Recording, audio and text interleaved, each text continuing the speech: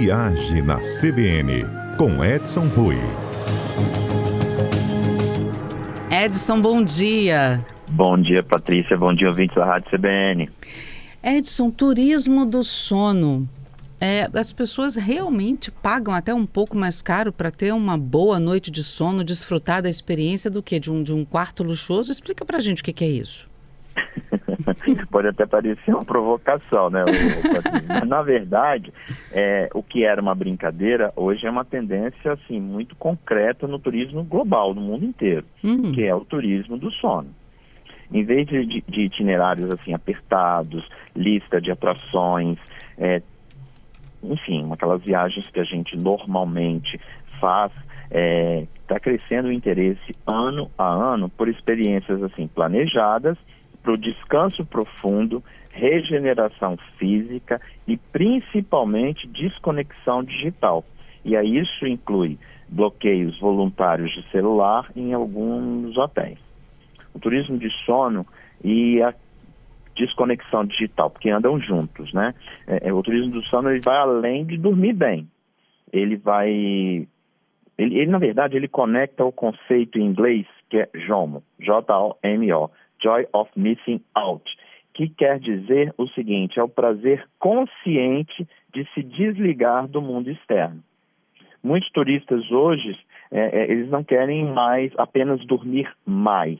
Eles querem dormir sem notificação de celular, sem e-mail, sem rede social, invadindo o descanso dele. Segundo uma revista de tendências do turismo de 2025, divulgada inclusive pelo governo federal brasileiro, pelo Ministério do Turismo, o bem-estar se consolidou como prioridade e está abrindo assim espaço para experiências que valorizam o silêncio, a pausa, redução de tecnologia, como parte aí de um processo de recuperação física e mental. Então, sim, as pessoas pagam mais para se desconectarem. É muito assim, maluco isso, né? Mas com o advento da digitalização, muita digitalização, você hoje está conectado o tempo todo, então as pessoas precisam se conectar. Eu fiz um cruzeiro agora no Réveillon, que eu tenho um exemplo claro disso. No navio a internet é muito cara.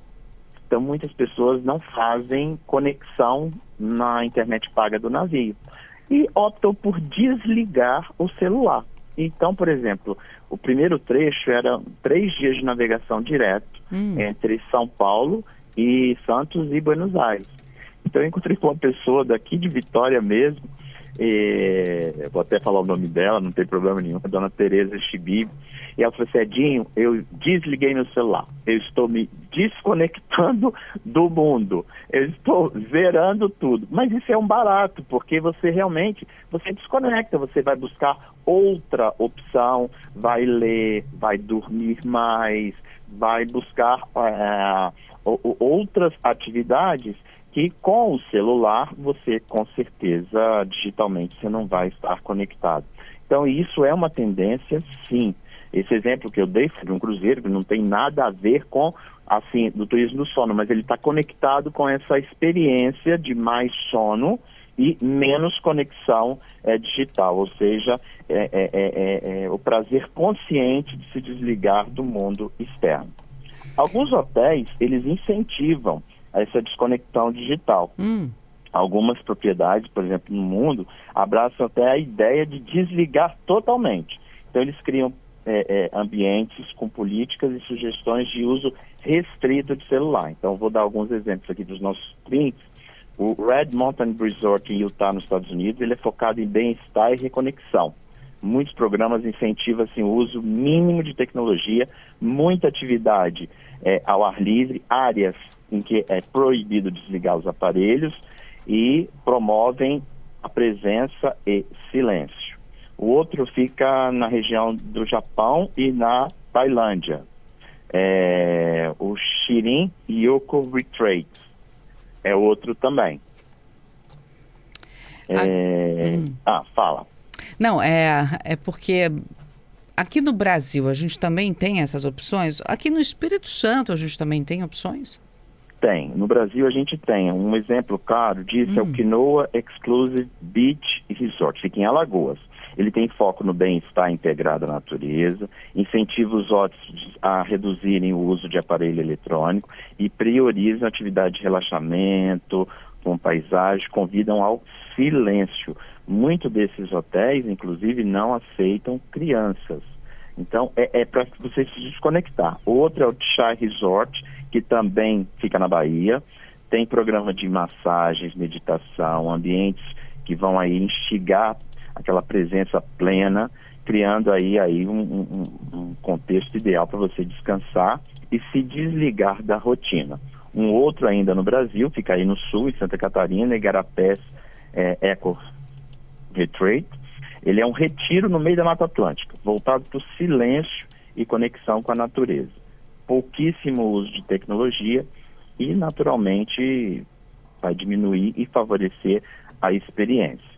Mas alguns hotéis têm experiências, por exemplo, de bloqueio de celular, viu, Patrícia? Eu ia te perguntar isso, se eles, se eles de alguma forma impedem também o turista, aquele que é mais ansioso, que acaba não resistindo e pegando o celular, se eles têm algum tipo de armadilha ou ajuda para evitar isso. Tem no México um que faz bloqueio eletrônico. Não adianta você querer funcionar, porque não vai funcionar o seu celular por nada. É bloqueio eletrônico. Outros, eles criam zonas livres, então ali é proibido, extremamente proibido. E outros ainda, outras propriedades, você quando faz o check-in, você entrega seu celular e vai para um cofre. Mentira, você jura? Não tem jeito de buscar seu celular.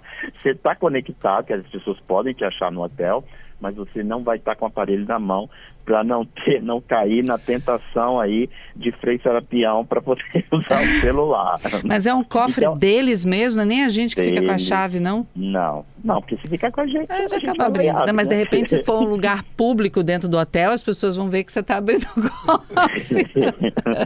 Mas, isso não é uma regra universal, mas é uma prática que vem crescendo ano a ano. Esses retiros de sono, bem-estar, e que trata o celular como um obstáculo para um descanso aí de fato restaurador. Então, a ciência tem colocado que, por exemplo, a luz azul, notificação, estímulo digital interfere diretamente na qualidade do sono e na produção aí de melatonina. Então, assim, é óbvio que um ambiente que minimize esses estímulos não apenas vai te induzir ao descanso, mas vai melhorar a sua recuperação física, humor e a performance aí cognitiva. Eu penso que o celular está no centro da discussão sobre o sono restaurador. Viajar para dormir pode parecer até contraintuitivo, né? Mas é uma realidade. Está isso no mundo, no Brasil, e a demanda cresce no turismo global a cada ano. Hoje, a gente inclui assim, lugares que atuam conscientemente para reduzir essa presença digital, privilegiar o silêncio. Mas, no fim das contas, Patrícia, as melhores férias podem ser aquelas em que a gente retorna assim, mais alinhado com o próprio ritmo interno do que a sua caixa de entrada com 200 milhões de mensagens, de posts, enfim. Hoje a gente percebe que as pessoas viajam tão conectadas que elas às vezes perdem o interesse do conhecimento até do local, não é nem do autoconhecimento. Elas querem ir lá tirar uma foto naquele local e que viralizou por alguém que fez uma publicação no Instagram. Para dizer então, que teve lá, né? Mas não necessariamente conheceu o lugar, né? Exatamente, elas passam pelo lugar. A pose é mais importante do que o conhecimento. E isso é um exemplo básico, mas imagina, aqui a gente está falando de algo mais complexo, que é de fato um local para você dormir bem. E é bom dormir bem, viu? E olha que legal, a gente tem a participação aqui dos nossos ouvintes. Deixa eu pegar a Angelina, ela dizendo, olha que legal, aqui em Santa Teresa tem uma casa de campo que eles justamente oferecem isso e eles apresentam o seguinte, o novo luxo é o silêncio. Olha que lindo. Exatamente. O mundo busca por isso, está buscando por isso. Ela fala, o nome do lugar, para quem se interessar, é Estância Monte das Oliveiras, é só procurar no Instagram. E ela diz que a proposta lá também é para atender crianças e adultos com espectro autista. Olha, que legal, viu? Que também são pessoas, tem pessoas que são sensíveis, né, a sons, a barulhos, e locais assim são fundamentais também para eles, né? Não, eu não tenho dúvida nenhuma, que é tão bom. Olha, eu não chego assim, eu nunca entrei num processo de imersão desse para fazer um turismo de sono. Mas eu já, por exemplo, falei de cruzeiro agora, a coisa que eu mais gosto quando eu posso escapar naquele burburinho de cruzeiro é entrar numa biblioteca, que normalmente tem ninguém. Ninguém vai pra biblioteca do navio, né? Aí pego o meu livrinho, sento confortavelmente, pego um café, leio, é um barato. Então, esse momento de desconexão, ele é super importante. Imagina as pessoas que são ligadas aí nos 220 e que precisam de se desconectar.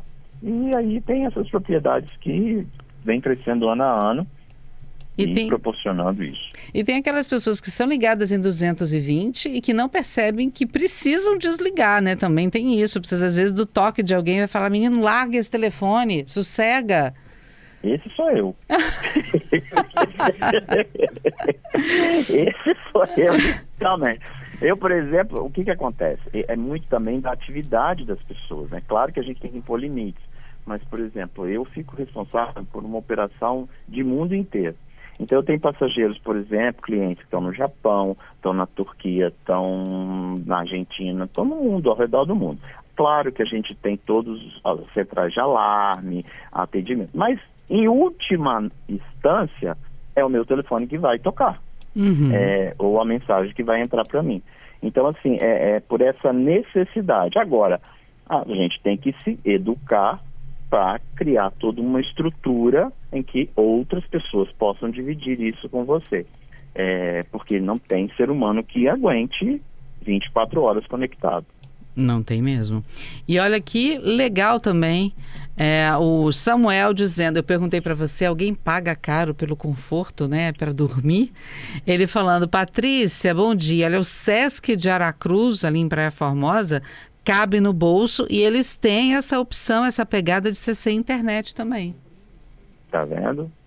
Eu lembro que lá no Sesc de Aracruz tinha uma torre, tinha, acho que uma suíte nessa torre lá, que ficava, se eu não me engano, era lá. E que era um local extremamente isolado, extremamente silencioso, e deve ser alguma coisa desse sentido, que já existe lá.